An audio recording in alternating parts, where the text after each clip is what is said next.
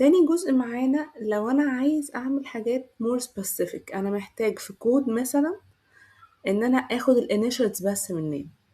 هنا لازم أفكر فيها أجيبها إزاي. أنا عايزة أجيب حرف ال A وحرف ال B.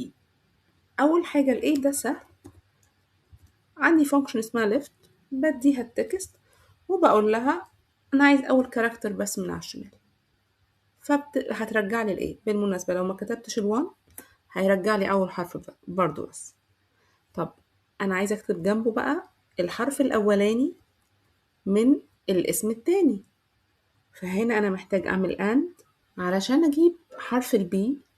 فأنا عندي أكتر من طريقة، هبدأ من الأسهل اللي اسمها text after.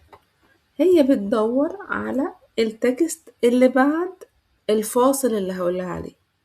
فمثلا هقولها في التكست ده دوري على السبيس وهاتيلي ما بعده، بس هي كده هتجيب لي الفول نيم. أنا مش عايز كل ده، أنا عايز أول حرف من على الشمال، فهحطها جوه left ويبقى left برضو 1. فأنا كده جبت الانيشلز.